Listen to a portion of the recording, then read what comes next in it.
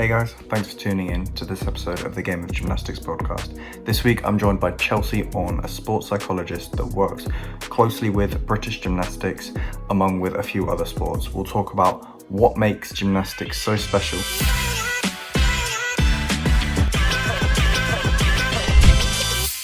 Welcome to the Game of Gymnastics podcast. Thank you all for listening. And today we've got a very special guest. I'm honestly very surprised that she agreed to do this with so little prompting, so little convincing. So she is a veteran of women's gymnastics, an Olympian for Jamaica, competed for and in Great Britain for many, many years, and had a very substantial and successful NCAA career. I would like to introduce Danusia Francis-Reed. Thank you, Winston. That's a lovely introduction. And I've seen your podcast, so it didn't take too much convincing. Well, thank you very much. So just a little bit of an overview about yourself. Who are you? What do you do now? So I'm Danusia Francis-Reed. So now I do a few different jobs. I do presenting. So I was lucky enough to be commentating at the Paris Olympics, which was amazing, a real dream come true in this part of my career. And then I'm still involved in gymnastics. I'm on the board of British Gymnastics. I'm also on the Pan American Athletes Commission, and just do a lot of freelance coaching and choreography, and also a bit of recruiting for gymnasts that want to go to college in America. So it keeps me busy. Very nice. Yeah, got a lot going on. Yeah, definitely. So just to give the audience a little bit of a background on you and why you're so interested in gymnastics. How do you get into it in the first place? So where did it all start? So my mum was a single parent of 4 children. So that was a lot of energy for her to handle. So she took us to a lot of after school clubs and activities, and someone suggested gymnastics. So we went along to an after school gymnastics club, and I just loved it. I was just so in awe of, they were probably just doing cartwheels and full rolls, but I was like, wow, I need to be able to do all of that. And yeah, you know, when you're that age, it just becomes an obsession. You love it so much. And then discovered that I had talent as well. And yeah, just from there, I just didn't look back, and eventually went to Heathrow on a scholarship. So I was at boarding school from the age of 9, but that was an amazing decision for me. And all these sort of big life decisions I made at a young age, they all stem from gymnastics, but they really shaped my life and sort of who I am today. Yeah, I think when you get into gymnastics, you really get into gymnastics. Yeah. Your whole life revolves around it. Like there's no turning back from it. It's kind of why I've done this, to be fair. Yeah, and your family life as well. Like everyone has to be a bit involved, don't they? Yeah, exactly. Like my sister used to do gymnastics, and my mum's a gymnastics coach. So yeah, like everyone's involved with it. Yeah. So from then, how did you get to competing in like the British and then further?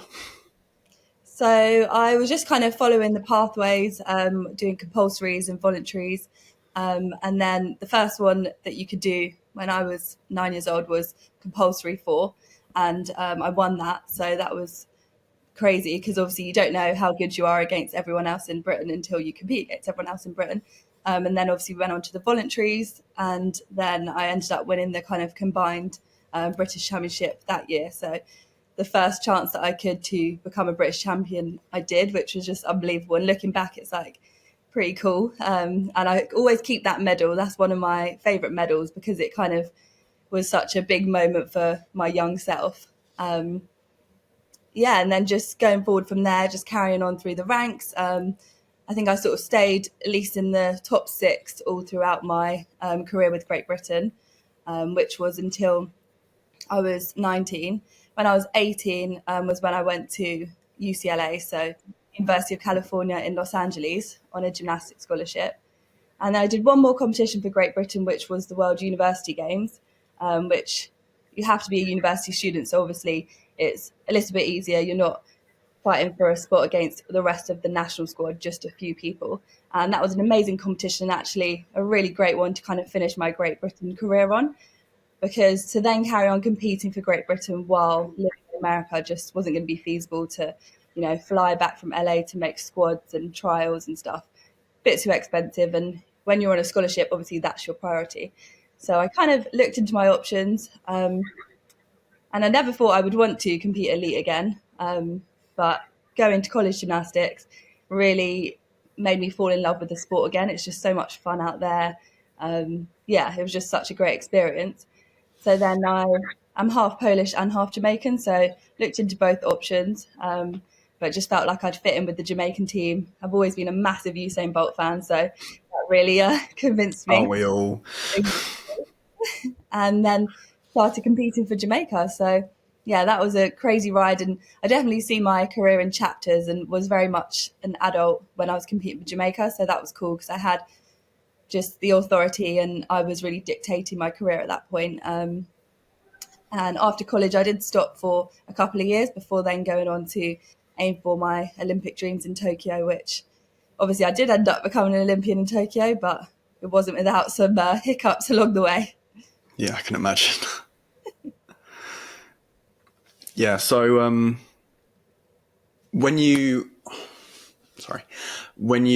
talked about that first British that you won, would you say that was the sort of moment that you realised that you could be something in this sport, that you could do great things in this sport? Yeah, I think so, actually. When you're that age, you obviously don't kind of keep an eye on the scores, and you don't really think, where am I ranking? So I just remember being stood there, Guildford Spectrum, and you're lined up around the outside waiting for them to do the presentation and having no idea where I'd come. And then obviously they go sort of from 6 to 1.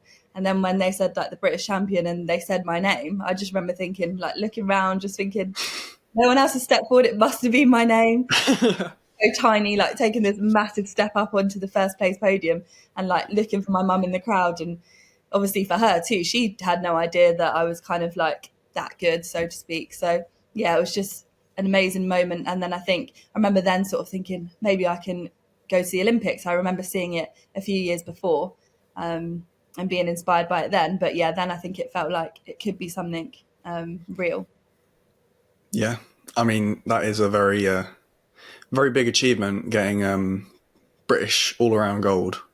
That is when you're that age, that is the top achievement that you could do out of anything. So that sort of would be a defining moment in your life for that, but probably the defining moment up to that point in your life. So yeah, definitely. You also mentioned the NCAA and competing over in America. What drew you to that? What sort of was the thing that pulled you into there?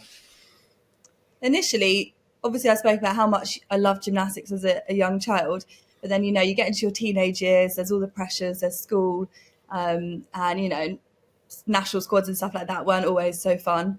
And when you start to realise you're good, you put that pressure on yourself as well. So kind of in my teenage years, I was always thinking I would stop gymnastics at 18. That was the age I was going to be for the 2012 Olympics. So I was like, perfect, I'll stop gymnastics, go to university, start the next chapter in my life. And that always felt right to me in those years. And I thought whether I make the Olympics or not, it's kind of just a good stopping point. And then a couple of my friends went out to America, and my mum was like, oh, why don't you look into it? They're doing 4 more years of gymnastics at that point, when I wasn't enjoying it as much as I had when I was a child. Just seemed like a lot. But she was quite persistent in at least look into it kind of thing. And I was like, for some reason, I said to my mum, I'll only look into it if I can go to UCLA. And I didn't even know if UCLA had a gymnastics team at this point. I just heard of UCLA. I think it used to be clothing brands that they sold. And it's obviously quite a well-known university. And I think I just did it just to quieten my mum down. Yeah, I can imagine. And then my mum was on a message board that those type of things they had back in the day, and said oh, this is my daughter. Do you think any universities would be interested in her? And a few people replied to her, and one of them happened to have connections to UCLA. So they sent over a few videos of me to the coaches, and they were interested. So then at that point, I do stick to my words. So I was like, okay, fine. If the coaches are interested, I will go and look at it. Now when I look back, I'm like, wow, I was so entitled, thinking, fine, if UCLA likes me, it's one of the best universities in the world. So I went off and had an official visit where you go for a weekend and you get to experience it. And that was what sold me. It was just incredible, like straight out of a movie. The campus is beautiful, and we went to a football game, and some of the teammates took me out to a party, and it was just literally like a movie, and you're not far from Hollywood. And I was just like, okay, Mum, you were right, fine, I'll go. I'll concede that you were right this time. Hey guys, Winston here. I hope you're enjoying the episode so far. If you are, please do leave a like, subscribe, and leave a comment if you can. Also, if you want more gymnastics content from me, you can check out my Instagram at wpowell05 or my TikTok at winstonpowell5. Thank you, and let's get back to the episode. Obviously, you did some amazing things over there. What were they? So when I was there, I scored 2 perfect 10s, which was amazing. And I really love that it was out of 10 again. Obviously, the code of points has changed for a long time now. And even in my career, I've never been able to get a perfect 10. So to kind of have that to aim for, it really makes you kind of tune in on those finer details and really make your routines as perfect as possible. Whereas in elite, I think a lot of the time you're almost just trying to get through your routine. Obviously, like as clean as possible, but a wobble in your beam routine wouldn't be a big deal. Whereas in college, a wobble is a massive deal. It's the difference between like a 9, 9 and a 10. So you're really trying to aim for perfection. And I do think that in a sport like gymnastics, those perfect routines are that next level. So it's really cool to have that to strive for in college. So to get those, and they were both on beam, which has always been my favourite and best piece. So that was amazing. And I had this signature dismount, which I could do this skill, which was like a sideways free cartwheel on the beam. I think I just played around with it once when I had like an injured wrist or something. And then when you get to college, obviously they want to know what skills you can do. So I just sort of told them, I can do this, but it was kind of a bit risky to just have in your routine.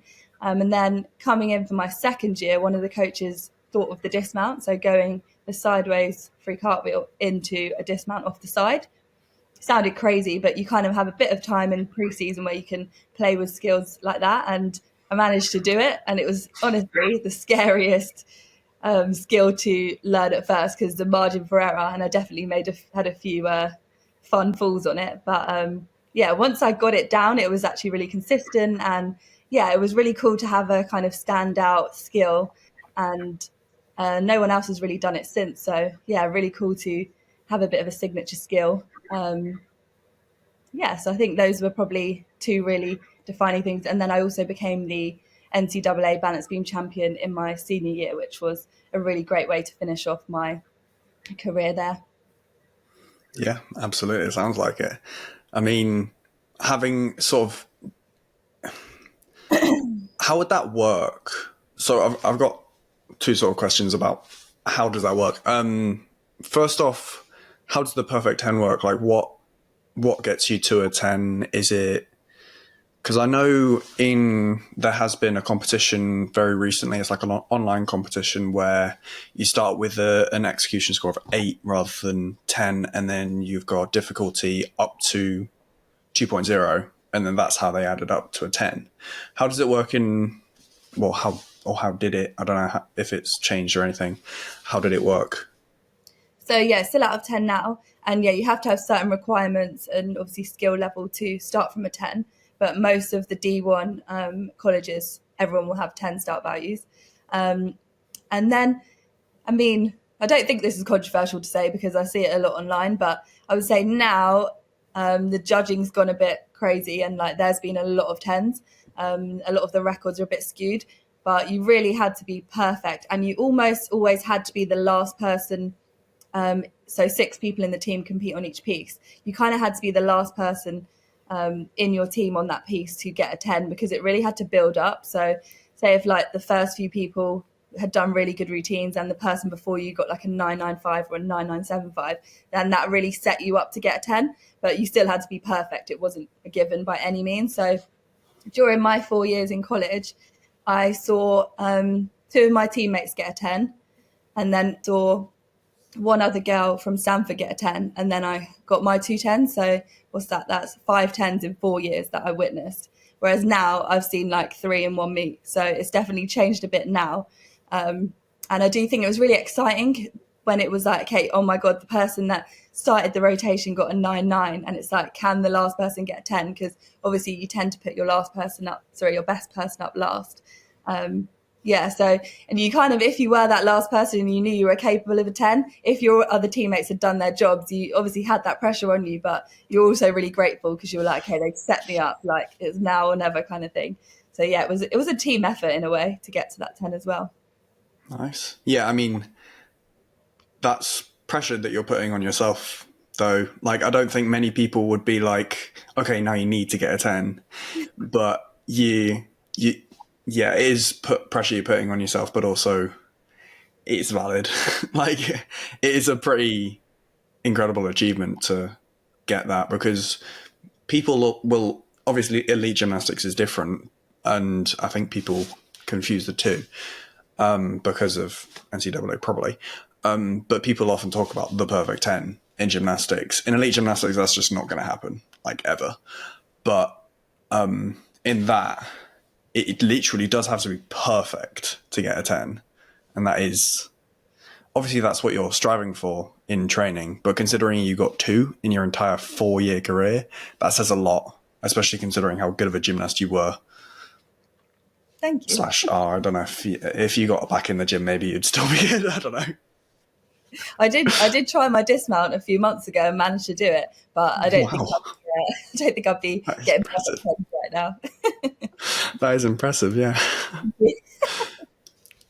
So, what was the coaching like over there? Obviously, it's 2 very different countries. Well, similar in some senses, different in others. But like, I feel like the coaching styles will be very different in America to in Britain. What sort of were those differences?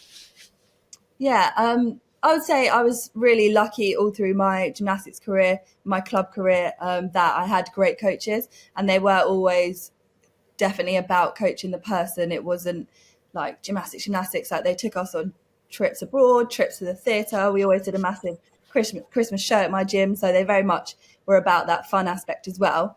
I'd say the major difference is obviously once you get to college, you've got most of your skills and you're all 18 and above, so everyone's adults. So there's a bit more kind of individualized sort of treatment, but also it's weird to say it like that because it's also all about the team. So some days in training, which would be the main differences, would be like they do like games or points and just try to make it a bit more fun.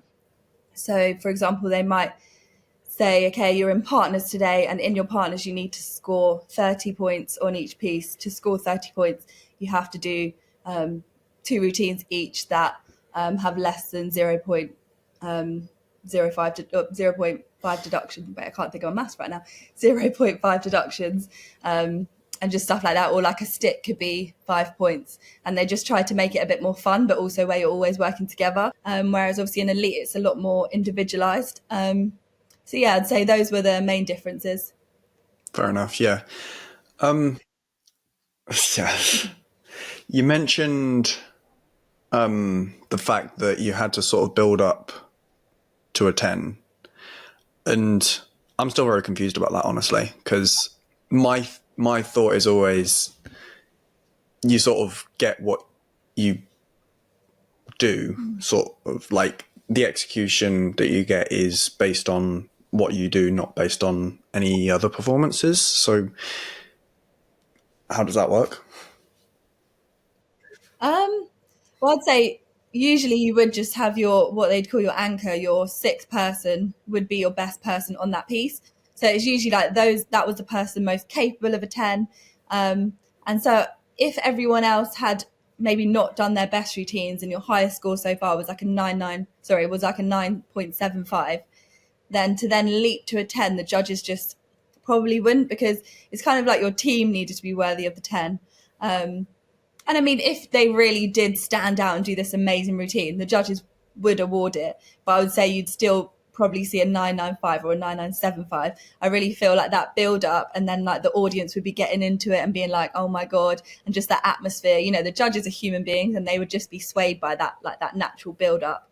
And like if the person before you's got a 9.95 or a 9.975, and then that last routine is clearly better, then they have to go to that 10. It's just that kind of like build up, and that it just tended to be like that, and that was kind of like the unspoken strategy. Sure, that makes sense. Yeah, like it's sort of unintentional bias then, rather than anything else.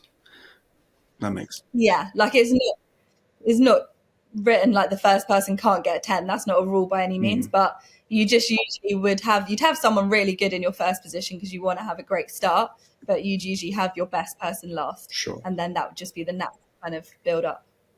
Cool. Yeah, you also mentioned beam quite heavily. That's, as you said, was your favourite piece. What inspired your unique style on beam? Like, what was the reasoning behind it? Or Well, I would say actually I was lucky again that my club coaches and my college coaches, in college in general, they always try to play to people's strengths. But my club coaches were kind of into that as well, and not just on beam, on all the pieces. And like on bars in my elite career, I did an Adler, squat dislow, which obviously not many women do. And like my club coaches, they call it like a flower in the routine, something that stands out for the judges. Something different. So I was kind of always tuned to that slightly. Then obviously when you go to college, because everyone's out of 10 and can get a 10, you really have to stand out, and it's really about the performance. So they kind of push that to that next level. And then in terms of beam, I would say just with the dismount, I just had a knack for it. I would say before that, I don't think I was doing anything that was too different. I think I've always had a natural performance quality, and I've always enjoyed that aspect of gymnastics. When we went to college, or when I went to college, our head coach was always about the performance, and she instilled in all of us that we should smile, and beam should be a performance as well. It's not this serious, scary thing, and that actually kind of smiling and enjoying the dance part and showing off to the audience and the judges would also make the routine look better, and you'll actually enjoy it and be a bit more relaxed yourself. So I definitely took that on board and then brought that back with me to my second stage of my elite career. Yeah, well, that was my next question, actually. What was it like transitioning back from the NCAA to elite gymnastics? It was really interesting. I think in college you have a season from January to April, and you compete every weekend. So you're competing so much in such a condensed period that I really felt like I became such a good competitor. And so it was really nice to be able to take that into my elite career, and competitions became just a lot less scary and daunting because you were just doing them so often. And the audiences in America are just, there's like 10,000 people every single weekend. So then when you're coming to even like a British Championships and there's 2,000 people, it's not, it's not that big a deal, or it's just everything's kind of put into perspective a bit more. So I think that was really, really helpful. And then I think the other things that were helpful was just trying to have fun with it a bit more. I would say I was already naturally a fun person and did try to enjoy competing before college, but college almost just gave you that permission and just brought it out of me even more. Yeah, that sounds about right. Because obviously you'll get better at the thing that you do over and over again, the thing that you repeat. And if you're competing multiple weekends in a row for like months on end, you're going to get pretty confident and get pretty good at that. So you're going to be able to have that confidence. And like for me, competing in front of 2,000 people, that's a lot. But moving from 10,000 to 2,000 does seem like a hell of a lot less, and it's a lot less daunting, I guess. So yeah, I do see where you're coming from with that. And then eventually you went on to compete for Jamaica. What was that transition like? What actually happened behind the scenes almost? Yeah, I'll come to that, but I just wanted to add something to the previous question. Cool. As well as competing every single weekend, say if you made a mistake, then you get to correct it immediately the next weekend as well. So I think that helps, because if you do make a mistake in elite and your next competition is like months later, then you can like build it up, and it can just become, just a bit more of a thing. But if you've got 5 days until your next competition, then it's like you work on that thing in the gym and then you get to correct it almost immediately. And as well as that, during the weeks, we'd have like sports psychologists and we'd have loads of meetings. We'd watch videos of everyone's routines and you really were analysing it and like thinking, how can we improve? Whereas that was something that I would never have sat down and watched my whole competition after an elite competition. So yeah, that was a really different, aspect to it. And in terms of the transition to compete for Jamaica, so it was interesting. So there was already a couple of gymnasts competing for Jamaica, so 2 sisters that were based in America. And so got in touch with them, and their mum was the vice president of Jamaican Gymnastics at the time and helped me through the process of getting my citizenship and competing. But where it was a very small governing body with not many rules or no rules really, and kind of compared to Great Britain where it's been, established for a long time, there's very like black and white of what you do and don't do and what you need to do. It was a bit messy at times. But I think that's kind of how it would be when you're just trying to grow something from the ground up. And obviously there's not much money behind it. So kind of that self-funding aspect was a bit different. And then I was also working to support my gymnastics. Whereas with Great Britain, obviously there's funding. So there was definitely differences, but I think it was perfect for me at that time being an adult and not having the rules that came with being on the Great Britain team, kind of dictating my schedule and stuff like that. So yeah, it was hard at times to not have the support of an established governing body like British Gymnastics, but it also suited me to have the freedom. Yeah, that was what I was going to say. It's just a bit more. You can be more like individual with it. You can just sort of do what's sort of right for you rather than having to be dictated by the rules of the national governing body. But also at the same time, it is quite hard without the support of said national governing body. So you take the good with the bad, really. Yeah, exactly. Swings and roundabouts. And now kind of like doing the jobs that I'm doing like on the board and on the Pan Am Commission, it's been really good to have both of those experiences because I can bring, a diverse voice now, and having had both of those experiences, I can kind of, pick the good things from both and help to move the sport along. You were a reserve for London 2012, and then you eventually became an Olympian in Tokyo 2020, but in 2021, obviously. What were those 2 experiences like?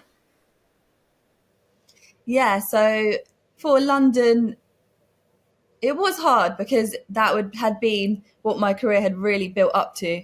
And it was difficult. I would say the process was interesting. At the time, they tried to make it objective. Obviously, we're in a subjective sport, but the people in charge at the time said, okay, we're going to do it on a point system. So like where you rank in each trial is worth points. And on paper, it sounded great. But then as the process went along, they added things to it. And then it wasn't maybe fully as fair as it looked on paper initially. And yeah, I mean, me and a couple of reserves, we put in appeals. So that was kind of like a bit of a messy process. But in the end, I think it was a good experience for me in the end. I actually got to be part of a show that was opening every single one of the events in the O2 for the Olympics. So I just that was my silver lining. I had an amazing time doing that, and I was just having fun and soaking up the Olympic atmosphere. And I actually ended up fracturing my wrist during the Olympic camp, like the build up just before. So in my head, I kind of thought, okay, obviously being reserve was really hard and sad to be that close, but then I would have broken my wrist regardless because it was just an impact fracture. It wasn't like an accident. So it was just inevitable that would have happened. So it's kind of like I would have then, if I'd been on the team, I probably would have had to give my kit away to the reserve, and that would have maybe even been harder. So I think, yeah, it was really hard to be that close. But I do think everything happens for a reason, and I ended up having a really great time doing those shows. And then actually for Rio, That I competed for Jamaica in 2015 at the Worlds, qualified for the Olympic test, but Jamaica and, as I mentioned, the sisters that competed and the mum was the vice president of Jamaican Gymnastics, they made a decision to select one of them to go instead of me, even though I'd qualified the highest. So that was really hard to then be that close again.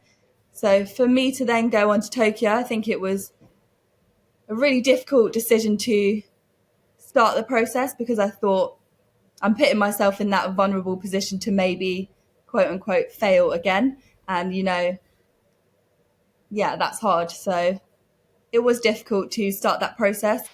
Part of what spurred me on was that they changed the rules in FIG, that if you qualify at the World Championships, you qualify your name instead of your country, so that your country then can't replace you. So I thought, okay, this time it is actually all down to me. It's not down to selectors. If I go, it's like I've done it and no one can take it away. So that was kind of what motivated me to go for the Tokyo Olympics. So then to finally do it at that 2019 World Championships was really a moment that I'll always be proud of myself for. Yeah, very nice. And how was the actual games? Because obviously it was very different to the normal games, no crowd, and had to social distance and everything. So what was that like? Yeah, again, I'm an optimist, and I always look for like the positives in situations. My coach and I have a really great bond, and so he's an optimistic person as well. So we just went out there and we made the best of it, and we had a lot of fun. Every day we went out in the village and just like took advantage of the facilities, went shopping every day in the shop, bought all the merch, spent way too much in that shop. And then when I was there, I ended up tearing my ACL. So that was obviously terrible. But I'd come that far in 3 Olympic cycles plus an extra year. I was like, I'm becoming an Olympian no matter what. So to have my coach by my side, who'd been on that journey with me through all those cycles, was still really special. And I think it's a unique experience that kind of like no one can ever really fully relate to. But it's when I saw Paris the next year, it really was quite emotional to then get to see people celebrating with their friends and families after their routines. And it wasn't even the ACL part that upset me. It was just being able to have your friends and family there, even though I only did like 3 skills on the bars. If I could have had my mum and my siblings and my husband there, that would have just really meant the world to me. And I know it would have for them, especially my mum, who's obviously been there since day one. So I think that's probably the hardest thing. I didn't, but at the time during Tokyo, I didn't kind of like think about it too much, because like, what's the point in trying to get yourself down when you're at the Olympics? But watching Paris, that was definitely hard. Yeah, I get that. Like when you're there, you're in the moment, and you're there to soak up the experience and have a good time, really, with it. Like you're at the biggest competition in the world for 4 years, so you may as well make the most of it. But it's that sort of, when you're looking at it retrospectively, you sort of see it from another angle, like, it would have been really nice to have this or that or whatever else it is. But again, you sort of take what you're given, and you've still managed to have that experience. You've still managed to become an Olympian, and you've managed to be able to say that. So it's still a huge achievement, especially after 3 cycles of trying. So and I always think, like, because every cycle I was so close, it wasn't like, okay, like I wasn't even reserve or I didn't even qualify. Like, to be that close to then go to the Olympics and be kind of woe is me, even with the injury, like I was never going to let myself do that. I was like, this is the dream that I've attempted to reach for so many years. I'm going to enjoy it. And being around Team Jamaica too, that was a really good vibe, like such a fun group. Obviously they're really serious and they're an amazing group of athletes and they win medals, but they're just fun with it too.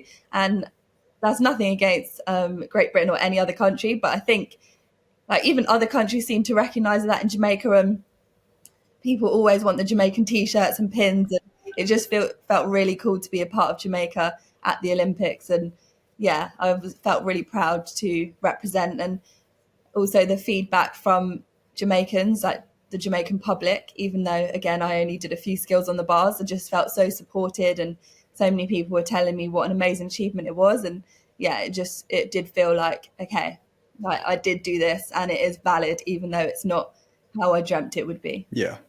And training for so many years would have been tough. So like from, all the way from 2012 to 2021 must have been quite tough. How did you cope with not just the physical, but also the mental demands of the sport for so many years? Yeah, I think I was in college, obviously, that was like a nice shift in mentality there where it just became more fun. And then after I graduated in 2016, and that was also after all the Rio stuff, I did actually retire for 2 years and had no intentions of coming back. And then it was just a random week in around 2018 where loads of people just kept saying to me, oh, are you gonna go back to gymnastics? And this one, I've been off for a year and a half at this point. And I was like, why is everyone asking me this? And then I was like, I haven't even thought about it. And I was like, maybe I should think about it.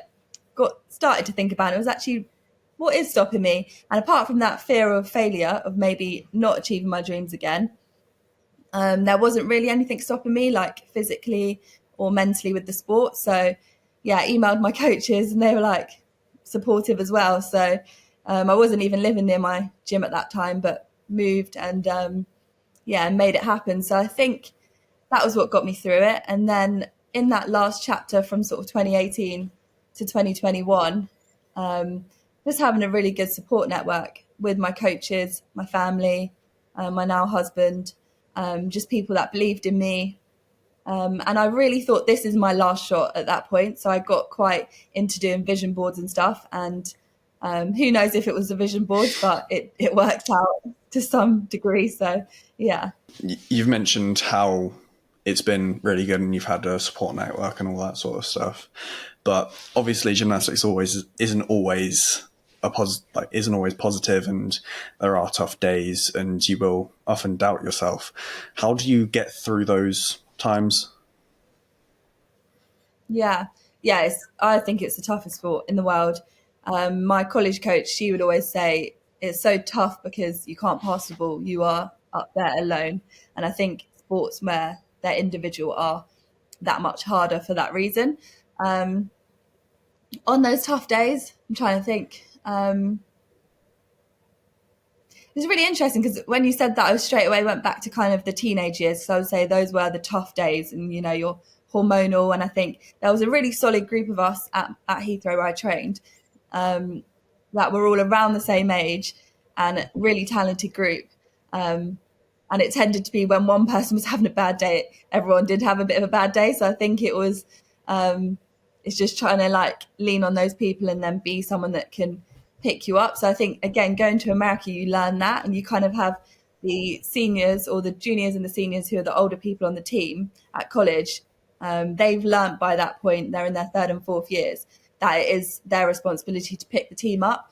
So there'll be times when at college everyone is having a bad day, and sometimes the coaches would do it, but it would often be those older people on the team that would gather everyone up and be like, look guys, come on, we've got 3 days till our next competition, no one's having a good day, and just give you that kind of pep talk. And so then I definitely then took that into my elite career after, and going back to Heathrow again as an adult, it is easier because you just don't have those kind of irrational thoughts and everything's a bit more in perspective. But I was able to hopefully pass on some of that wisdom to some of the younger girls that I was training with at Heathrow, and be that person that was positive and was, just bringing those good vibes to training. So I think, coming back from college, I was able to just come in with this new outlook, and like every go counts, rather than like, why are you wasting time? Or if your coach has annoyed you, there's no point then wasting your goes, because it's actually affecting you more than it's affecting them. But as a teenager, it's hard to learn that lesson. Yeah, definitely. Yeah, I think most people, when they drop out of sport, will do it around then, because there's just so much like changing in your life, your body is changing and everything's, it's not stable. Having to then compete at a high level in sport and push your body to the limits on a pretty much daily basis it's going to either cause some issues or just you're just going to not want to do it anymore, and it's hard to then like refocus and get back to that point in your life when you were enjoying it almost, and just sort of realizing why, like, or remembering why you're doing it in the first place. So I think that it's quite hard to do, especially when you're a teenager, when you're still a kid, basically. I think that, I mean, the time for women becoming seniors at 16 seems a little odd to me, honestly, because they are still teenagers. They're not even 18 yet, and it's like, how are they expected to compete at the highest level at 16 years of age? Like, Abby Martin was 16 and went to the Olympics, and it's like, yes, half of what the team would have been were injured, and that's probably why, not half the reason why, like, the team was so young, but it still seems like a lot of pressure to put a teenager under. Yeah, I do feel like, as well, like you said, 16 to 18, even that transition, like, you've hopefully gone through puberty by 18, you finish school, so there's just that a lot less pressure. And I do think, I know it's been a conversation for a long time, I don't know exactly where FIG stands on it, but I think I'm probably pro 18 for women to be seniors. Yeah, I mean, evening out makes some sort of sense. I understand why, because women mature earlier than men do, but it still seems too young, like, even then. But yeah, being a senior now, like, it does sort of put a lot of things in perspective, and you do sort of calm yourself down a bit, almost. Like, you just need to, I feel like either you take it too seriously or not seriously enough. There's no like middle ground when you're like growing up with the sport. For me, it was always too seriously. Like, every go would have to be perfect, or I'd have to make some sort of improvement every day. And if I didn't, I'd failed that day. Like, some days are just bad, and it's sometimes hard to put that sort of in perspective. Obviously, you were older when you went into NCAA gymnastics, and then you went back to elite gymnastics. What do you think either gymnastics community as such could learn from each other? Oh gosh, so I think,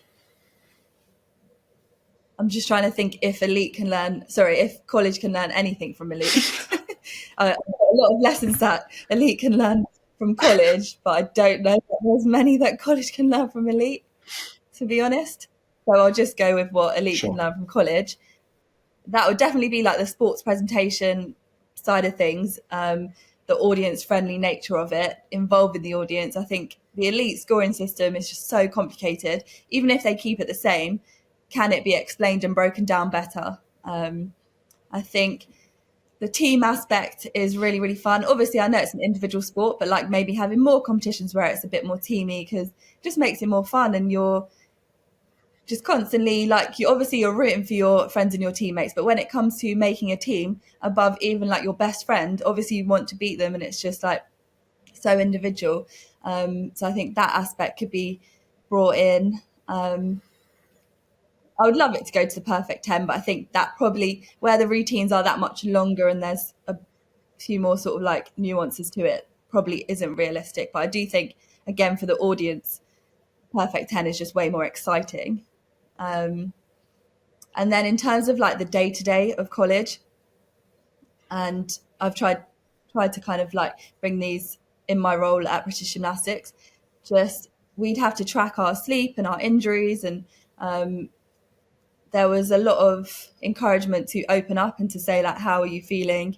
You know, whether that was mentally, physically, even with your academics.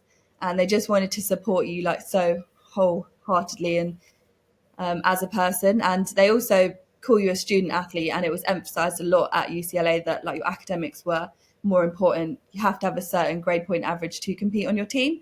And I don't think that can be fully brought into elite, but I think it's difficult when kids are missing a lot of school, and gymnastics is like the most important thing in their lives, and it's put on such a huge pedestal because you just never know what's going to happen. Like whether they fall out of love with the sport, or whether they get injured, and then it's like their whole life's over. Whereas if they've got other things, and even with my club, they were really good in terms of like, if you did have school things, they would like allow you to go. And it wasn't kind of too strict in that like gymnastics was put so highly above everything else. I think we're getting there in that aspect. And obviously British Gymnastics have brought different rules in about missing school and stuff like that. But I would definitely say the main things would just be like the sports presentation and the fun. And I would love people in the general public to want to go to gymnastics in the way that they want to go to football games, you know? You mentioned the presentation of it and getting people to understand the sport a bit more. As a presenter yourself, what do you think could be done about that? Like, obviously you said that the perfect 10, and it's quite easy with that because they know what you're aiming for. They know what the score, like the biggest score possible is. And in gymnastics, in elite gymnastics, it's kind of impossible to know what the biggest score could be. Like, you always think that one could be a cap and then someone beats it.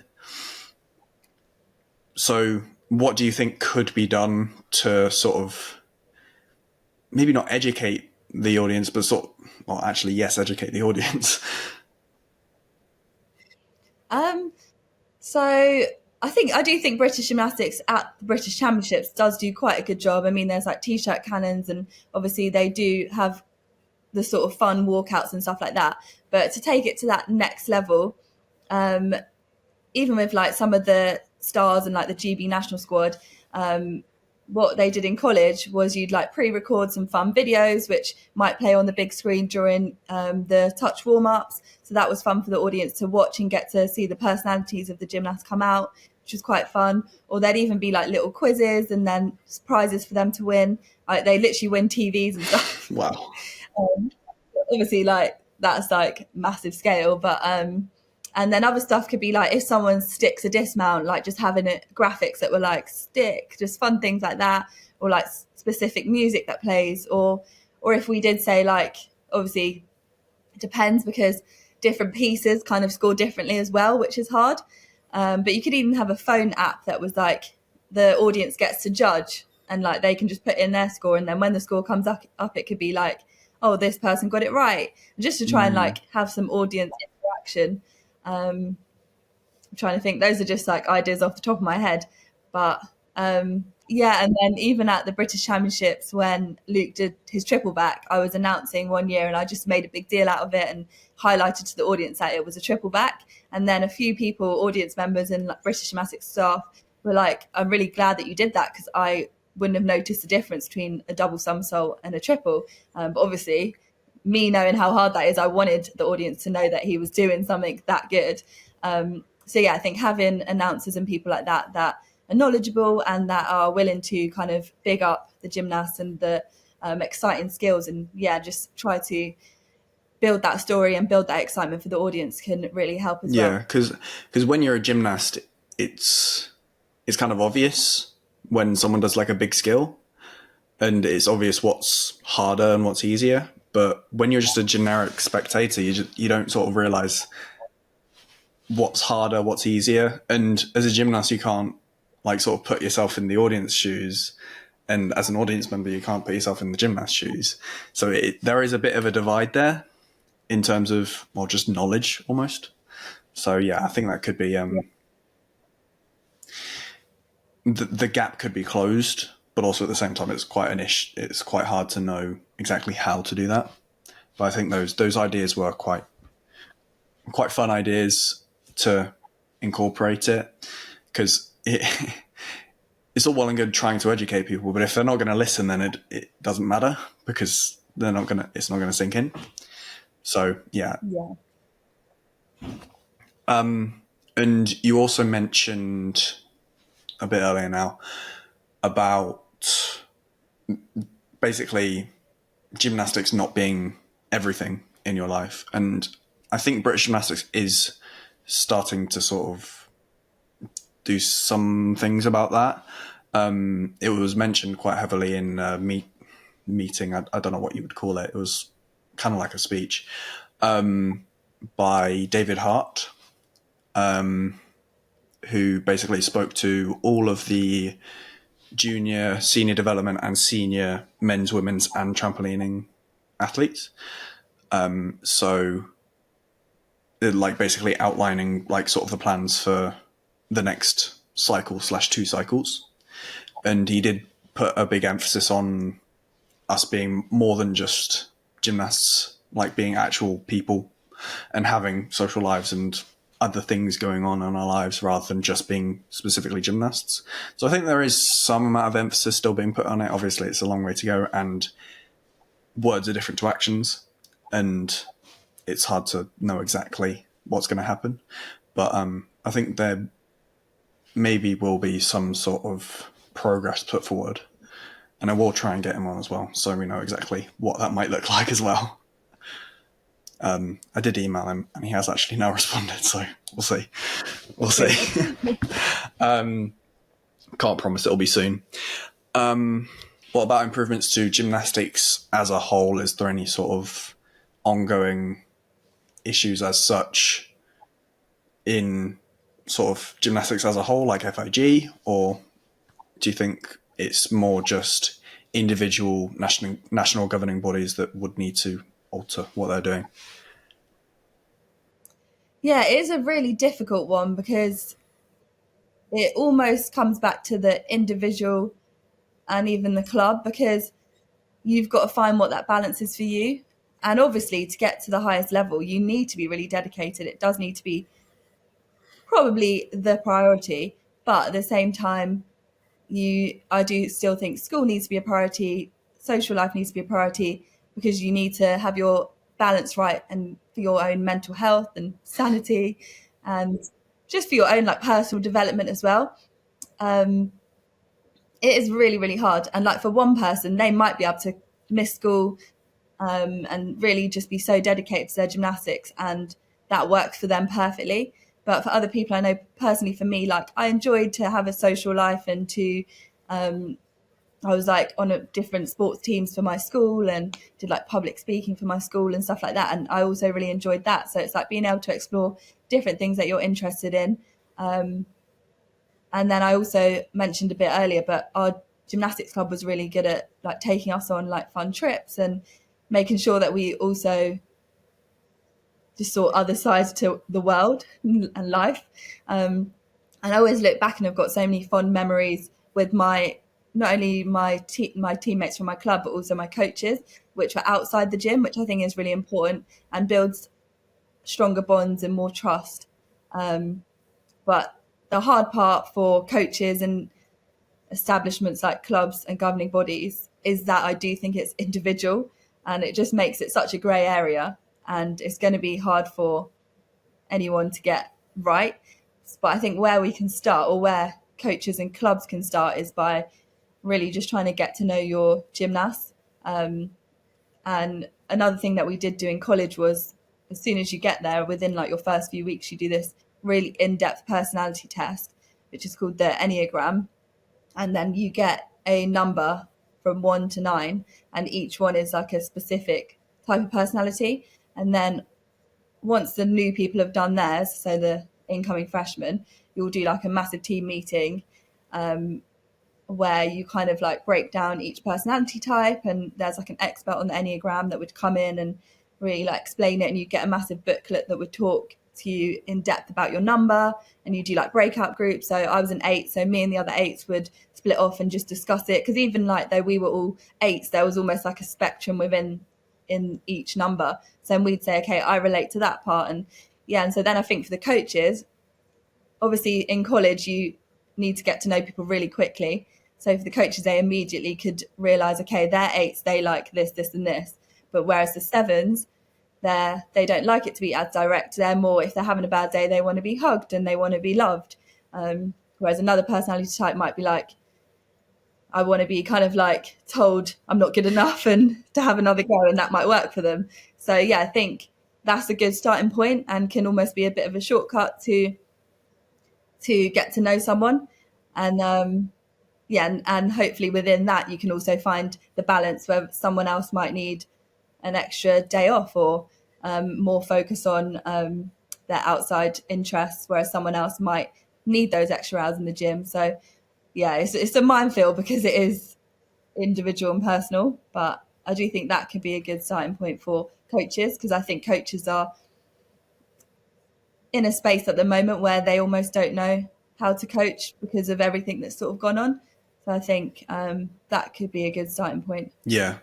I mean, yeah, ultimately this sport is about you as an individual, about you learning what your body's good at, like what sort of skills you're good at, and then also how you need to recover, how you need to train, how many hours you actually need to do to be able to improve.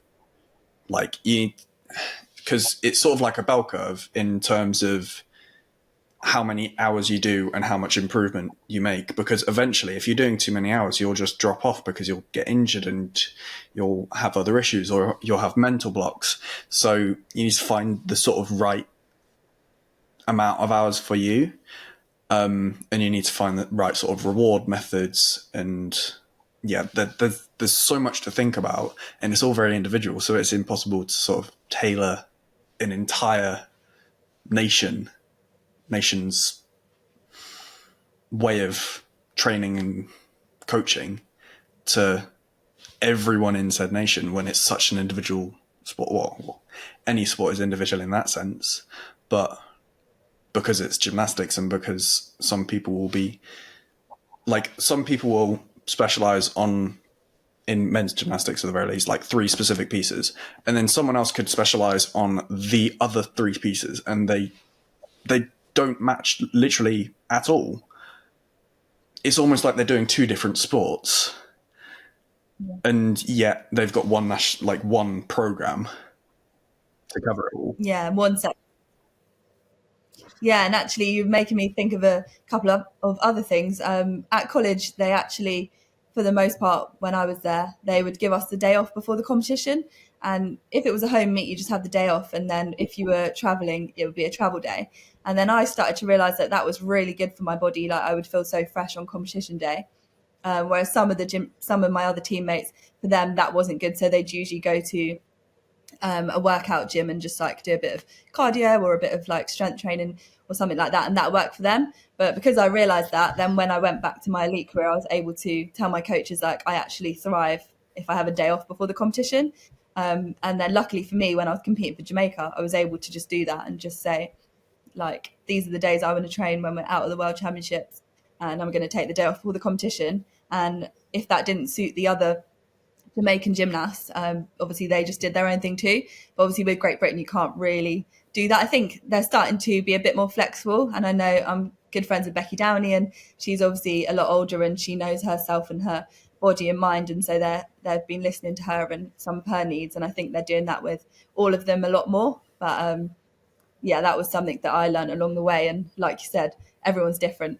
We both said that you need to be like a well-rounded person. You need to have a life outside of gymnastics. So what are some of your hobbies? What do you do outside of, well, now your job at British Gymnastics? Outside of work, nothing too crazy, but obviously love to go on holidays. Still love getting a massage. That's definitely the athlete in me. Shopping, playing with my cat, nothing crazy. I'm trying to think and I do a little bit now. I also like to try like different sports here and there. So I've done a bit of kickboxing, a bit of jiu-jitsu. I do some aerial hoop here and there. So yeah, I just like to try. Obviously gymnastics giving you such a good foundation of athleticism. So it's really fun to try new sports and see where I'm at with those. Yeah, I'd say those are my hobbies. Nice. And so, well, back to gymnastics, I suppose. Looking back on your career, everything you've achieved, what is the moment that makes you most proud? Ooh, think I think it probably would have to be the 2019 World Championships. That was the qualification for the Olympics.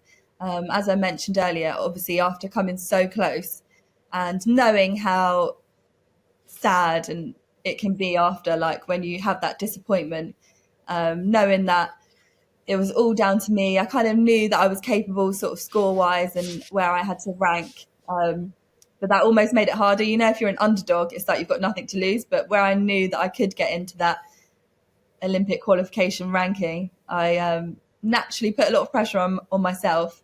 And I remember the night before we were in Stuttgart, and my now husband came the night before the competition, and he was like, "How are you feeling?" And I just started crying. I was like that nervous, and yeah, it just meant a lot to me. And I think, yeah, like I said, I think it was almost more nerve wracking because I knew I could do it. So it was like if I did have a bad competition the next day, I would have felt like I'd let myself down. Yeah, so I think being able to do that and knowing how nervous I was and to cope with those nerves and pull off a good competition and to effectively make my dream come true in that moment, I'll always be proud of myself for that. Very nice. Yeah. Because I know that was also the year that Joe Fraser won parallel bars as well. So yeah, very, very good year. Very good year for the world champs that year. Yeah, and Stuttgart, in Germany in general, I think they put on a really good competition. The crowd is really, really loud and invested, and yeah, they're quite good at that sports presentation side, like we spoke about. So yeah, it was a really fun environment. The year before, the World Championships had been in Doha, and there was maybe like 100 people in like a, I don't know, 10,000 seated arena, and it was just like tumbleweed rolling across Yeah. the floor. The contrast was, yeah, a lot. Yeah, definitely. Sounds it. You've been a role model to so many gymnasts over the years, and you've achieved so much in the sport. What is one piece of advice that you would give young athletes who aspire to be where you've gone? Ooh, one piece of advice. I think it would probably be to follow your heart. Sounds maybe a little bit cliche, but in terms of, I think growing up, I thought there was this set plan and that I was going to stop at 18. But I think now we're seeing so many more gymnasts go on for longer, especially on the women's side. I think men's has always been a little bit older than women's anyway, but we're seeing women in their 30s at the highest level in the sport. So I think following your heart in that sense, and you never know where it will take you. And I think if you are enjoying it, you're passionate about it, you don't even necessarily need to be the best in the country or even in your gym. But if you're enjoying it and you're passionate about it, then you never know what it's going to lead to. I think I've had so many random opportunities that have come from gymnastics, and they've all been not planned, but it's opened so many doors. And I think that's just been because I've been putting my heart into it and just been persevering and kind of just chasing my dreams. And then, yeah, you just never know what's going to come from it. So, yeah, follow your heart. Nice. Yeah, I mean, with that, like, you definitely don't have to be the best in your gym because, I mean, having those role models so close to you as well is huge. Like, I've been training with, in the same club as Joe Fraser since 2013, I believe. So coming up on 12 years, and like having that like constant, he's always been there, and like having that role model there to sort of push towards and knowing where you want to go is quite cool. And I mean, yeah, I'm not the best in my gym, and I would never like it's quite hard to compare yourself to other gymnasts as well, because again, it's very individual, and your strengths is someone else's weakness, and your weakness is their strength. So it's quite hard to compare yourself anyway, and it's all based on performances as well. And you might have a bad performance when someone else has a good one, and then you might beat them in a different competition. So it's quite hard to measure yourself up regardless. So always comparing yourself to other people isn't a great way of going about it regardless. So yeah, always having that sort of either role model or something there to push you is very helpful as well. So I definitely don't think it's bad to be not the best person in your gym. I think it's actively quite helpful. It's quite beneficial if you've got the right mindset for it. Yeah, I totally agree. Again, at the time at the time when I was growing up in the sport, I didn't realise, I definitely realised, but I didn't probably realise how good it was for me that we had such a strong group of gymnasts at our club. There were 6 of us that were in the senior national squad at one point, just from our club. So that was obviously an unbelievable group. And I think, like you said, we all had different strengths and weaknesses. And my closest in age and teammate, her strengths were completely different from mine, and it just kind of spurred us on to she was always really strong on vault, and that was my weakness, so it always just kind of pushed me to work that much harder on my weaknesses, like you said. And I think the phrase is comparison is the thief of joy. So it's very true. And so I think when people are doing well, even if it's something you're not good at, like, cheer them on. It's going to make you feel better than putting yourself down. And then the other quote, I'm full of quotes today, that they used to use a lot on my college team was iron sharpens iron, which is a really good one. And I think that was definitely applicable to my training group at my club as well. We had one girl, and she, not to put her down because I'm about to compliment her after, but she was probably the least talented. But she was the hardest worker. She would have her handguards on first. She was always doing the extra reps. And when I look back, I always feel so grateful for her, because she just pushed all of us to work harder. I think when you are naturally talented, at times you can sort of rest on your talent. So to have someone like that that's constantly grafting was really amazing. So again, I look back, and at the time didn't realise how lucky I was to be surrounded by this amazing group. And it was definitely that iron sharpens iron concept. Yeah, absolutely. And I think that's a good way to end it. But one question before we finish.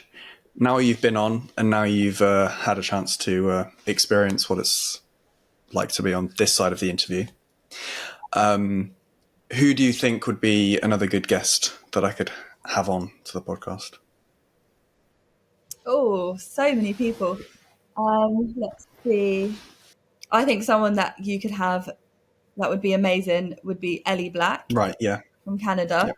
I think she is like the people's champion of gymnastics. She is an incredible gymnast, obviously. She's had her fair share of injuries, but I think one thing that Ellie really brings to the sport is just such a positive attitude and impact. And yeah, I personally think she's an amazing gymnast, but maybe even more of an amazing person. So I think you should try to get Ellie Black. I'll do my best. See if I'm big time enough for that. I believe in you. All right. Well, thank you. And thank you for coming on to the Game of Gymnastics podcast. Thank you to everyone for listening. Be sure to follow, review the show if you can. And I will catch you in the next one. Peace.